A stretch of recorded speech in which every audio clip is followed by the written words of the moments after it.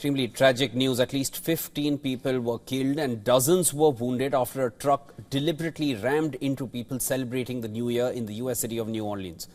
The FBI has said it was investigating the attack as a possible act of terrorism. The FBI has identified the attacker as Shamsuddin Jabbar, a 42-year-old U.S. citizen from Texas and a U.S. Army veteran. President Joe Biden said that he was informed by the FBI that the suspect, Jabbar, posted videos indicating that he was inspired by ISIS, and this happened hours before the incident. The FBI is leading the investigation to determine what happened, why it happened, whether there was any continuing threat to public safety. The attack took place after 3 a.m. local time near the intersection of Canal and Bourbon Streets, a historic tourist destination known for its music and bars where crowds were celebrating the New Year. The suspect drove a white Ford F-150 electric pickup into a group of pedestrians. He then exited the vehicle and was killed in an exchange of gunfire with police, 2 of whom were wounded. Some reports said that the pickup truck was flying a black flag of the Islamic State group. Others reports suggest that an ISIS flag was located inside the vehicle. The FBI added that 2 homemade bombs were found and neutralized. The FBI said it believes the suspect may have had accomplices. We do not believe that Jabbar was solely responsible. We are aggressively running down every lead, including those of his known associates.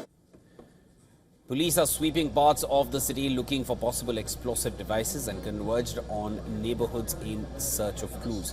Meanwhile, officials have postponed the Sugar Bowl, a classic college football game played in New Orleans each year on New Year's Day. The game between Notre Dame and Georgia was put off for 24 hours.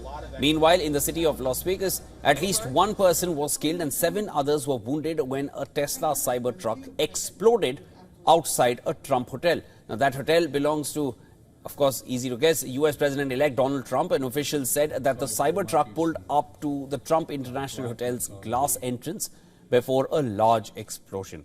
President Joe Biden said that authorities are probing any possible connection between these two incidents, between the explosion in Las Vegas and the attack in New Orleans.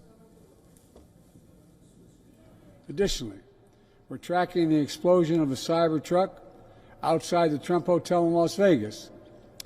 Law enforcement and the intelligence community are investigating this as well, including whether there's any possible connection with the attack in New Orleans. Thus far, there's nothing to report on that score at this time. This devastating incident highlights a disturbing trend: the use of vehicles as weapons. Vehicles have increasingly been used in attacks, exploiting their accessibility and deadly potential. In December 2024, 5 people were killed and over 200 were injured in Magdeburg in Germany in a similar vehicle ramming attack. These assaults often vary in motive. These assaults often vary in their motive, as I mentioned. Some are carried out by groups like ISIS or Al-Qaeda that prefer low-cost, high-impact attacks. Others stem from mental illness, political extremism, or personal grievances. Similar attacks have been seen in Germany, in UK and France, and China as well. Far-right extremists, lone wolf attackers, and even those motivated by misogynistic ideologies have turned vehicles into tools of destruction. The simplicity of these attacks make them hard to predict or prevent, posing a significant challenge to law enforcement worldwide.